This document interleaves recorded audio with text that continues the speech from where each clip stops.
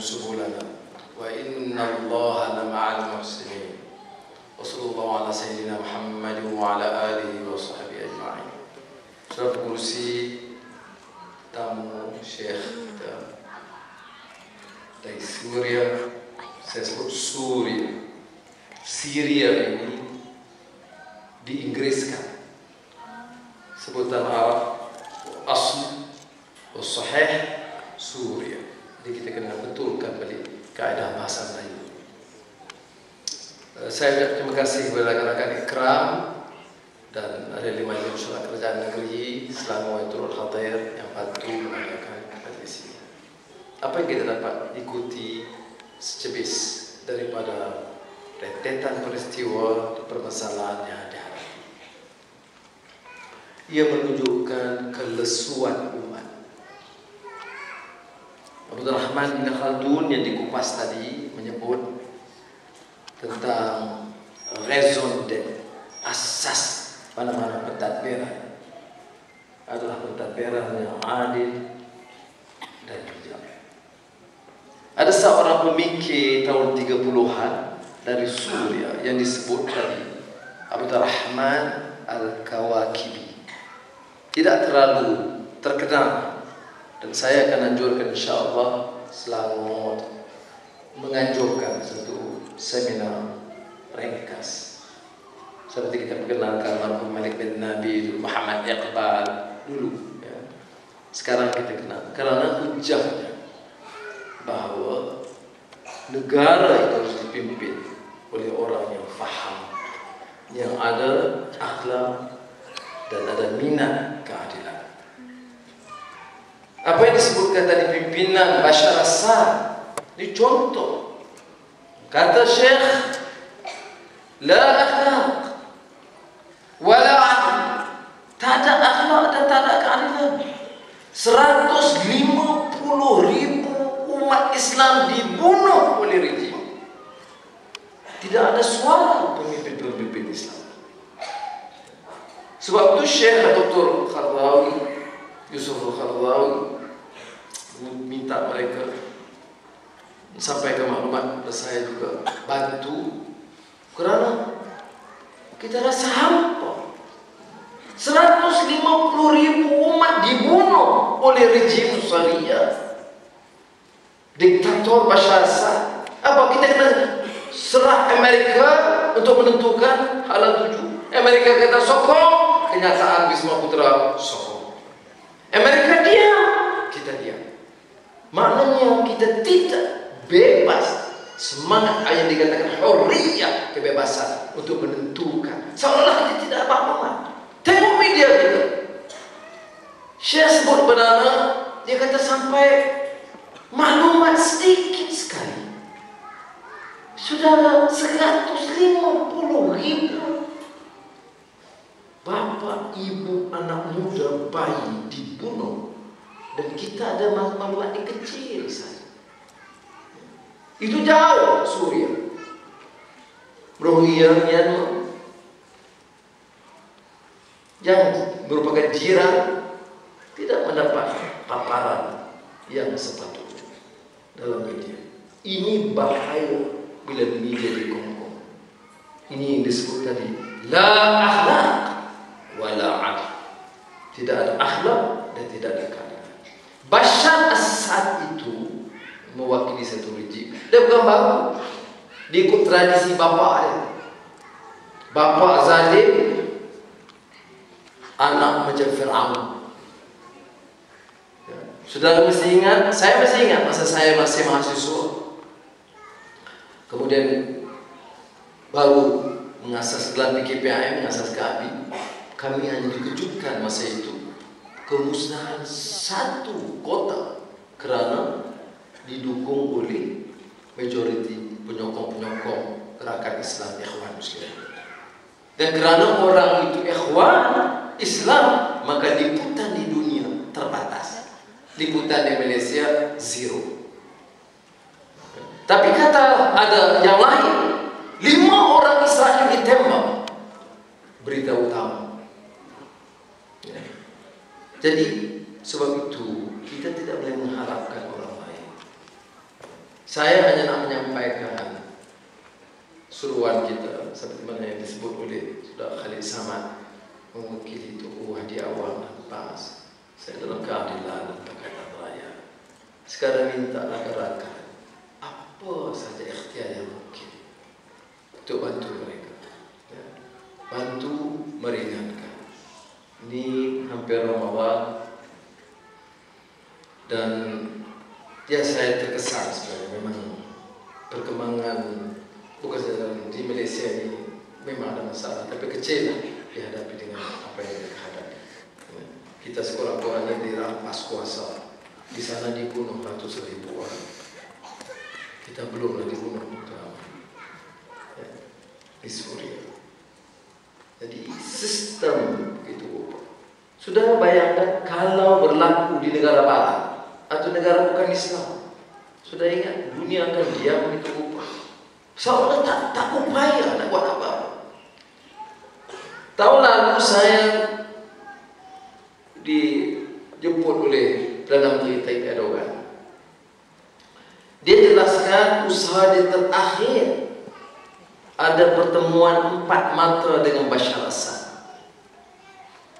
Gerakan Islam tak berapa puas hati kerana kata ini orang zalim, jangan gundik. Dia kata tak ikhtiar, kata saya nak elak pembunuh. Duduk, bincang, minta supaya izinkan perubahan dan islah secara aman. Dia utus Dr. Daud Tuglu, Menteri Luar, bekas profesor di UIA dulu, Menteri Luar Turki. Daud Tuglu kemudian beri taklimat kepada saya. Dia kata dia dengan Bashar Assad 7 jam menyenaraikan permintaan dan minta menyederhanakan. Tak apalah bantah, tak apalah halang, jangan sekali-kali tembak dan bunuh gaya. Tidak terkesan kerana memang sifat sistem diktator yang zalim, karena sifat yang benci dan takut kepada kebangkitan rakyat dari kebangkitan Islam. Sebab itu saya ingat saudara buku yang kita popularkan setahun 6 bulan 8 bulan yang lalu, Thawrah Sya'ab, yang ditulis oleh Dr. Syekh Yusuf Al-Khardawi, yang diterjemahkan oleh Abim Kebangkitan Rakyat. Jadi menyenaraikan mengapa rakyat harus bangkit dalam keadaan begitu. Sudah, apa kekurangan kita sampai tak ada upaya berbuat apa-apa? Jadi sebab itulah kita harus ambil usaha dan ikhtiar sedaya upaya kita untuk meringankan beban mereka. Itu Suriah, belum lagi Gaza, Palestin, belum lagi yang disebut oleh Saudara Khalid, Mesir memilih Dr. Morsi, kemudian dia gulingkan yang disebut kudeta. Kudeta itu asal istilah Perancis. Kudeta itu maknanya majlis askari, kekuatan tentera ambil alih kuasa. Itu disebut coup. Betul dia. Ejaan dia coup, sebutannya coup. Kudeta, pengambil alih secara kuasa tentera yang mengepikan rakyat. Sudah bayangkan kalau negara jadi yang berubah, adakah kemungkinan diizinkan kudeta? Tidak. Amerika dan Eropa akan bangkit menentang secara keras. Ini media beritahu, ya. Orang ada hak untuk berbeda pendapat dengan Dr. Morsi dalam beberapa isu, ya. Tetapi pilihan raya itu bebas dan adil, bukan macam pilihan raya negara kita. Majoriti memilih Dr. Morsi dan dia berkenyataan sokong mujahidin dan ikhwan di Syria. Dia mengatakan sokong perjuangan umat Islam di Gaza. Dan ini yang dibenci oleh Barat, termasuk Amerika dan Israel. Sekarang laluan Gaza ditutup kembali. Jadi majlis askari itu dan pemimpin boneka yang disokong oleh banyak negara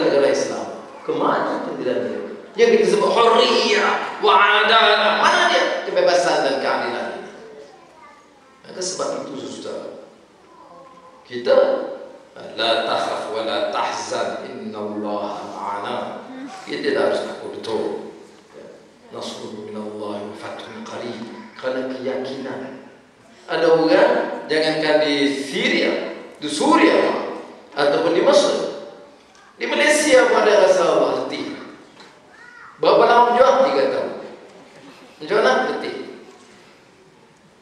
Sebab itu sudah kena ada ruh berjihad, semangat dan daya juang untuk bawa pulang. Kita kena yakin, kita kena suarakan, kita kena bantu sedaya upaya. Kerana sementara setahun yang lalu nampak ada kebangkitan, ada serangan yang bertubi-tubi dalam masa yang sama untuk melemahkan kita. Saya yakin insyaAllah dengan keyakinan ini kita dapat teruskan dengan pengorbanan harta, apa yang mampu yang kita lakukan, dengan doa. Mudah-mudahan beban diringankan. Tapi saya yakin tidak pernah ini satu ketentuan sejarah yang kata sunnah alam, tidak pernah berlaku kuasa diktator seperti mana kuasa Fir'aun yang boleh menekan kebangkitan kebenaran. Tidak mungkin berlaku kuasa golongan kecil, golongan Nusariyah yang disebut Aliyun, apakah yang Bashar Assad boleh membendung kemarahan. Yang kita nak prasangka semata-mata kerana yang mengepalai di Suria itu partai Islam, Ikhwan Muslimun sebab apa? Biar rakyat pilih. Yang nak prasangka sebab kalau partai lain tak apa. Tapi kebetulan yang pimpin di Mesir itu Ikhwan, maka boleh makan mesti dihalang kerana ekstremis, kerana bahaya. Tapi sebenarnya kerana mereka itu lebih bebas dan merdeka. Sebenarnya kerana lebih tegas dalam menghadapi Israel, lebih kuat menyokong Gaza, lebih kuat menentang kezaliman Suriah. Ini dilakukan. Maka negara ini hadapi keburuk babi.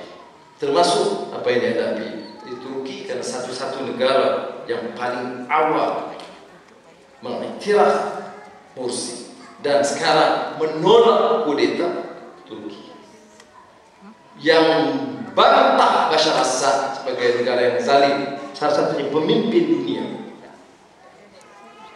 Tayyip Erdogan, beliau juga menghadapi sedikit sebanyak masalah, tapi saya fikir sudah selesai. Saya sepatutnya kesana minggu ini tertangguh oleh kerana kudeta di Mesir, dan saya yakin dapat hadapi dengan baik insyaAllah. Jadi saudara, saya kira terima kasih jazakumullah khairan katsiran kepada perwakilan dari Suriah. Tapi ini tidak selesai dengan majlis malam ini. Sudah hanya tahu bahawa secepis yang diketahui, malu saya berhadapi dengan mereka. Saya mengharapkan suara keadilan sedikit, berita sedikit sekali tentang bencana kezaliman dilakukan ke atas umat Islam Suriah. Apa yang berlaku kita? Kenapa begitu miskin dalam negara yang katanya merdeka, tapi tidak dapat memaparkan kenyataan yang berlaku, kezaliman berlaku ke atas umat Islam di Suriah.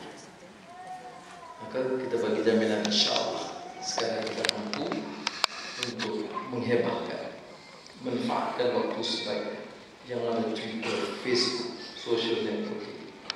Apa yang mampu kita percaya untuk suara keadilan dan harakat, kita akan memaparkan satu program untuk mendidik masyarakat tentang apa yang berlaku di Suriah. Semoga Allah SWT memberikan kekuatan. Wabillahi taufiq wal hidayah. Wassalamualaikum warahmatullahi wabarakatuh. Takbir. Allahu Akbar.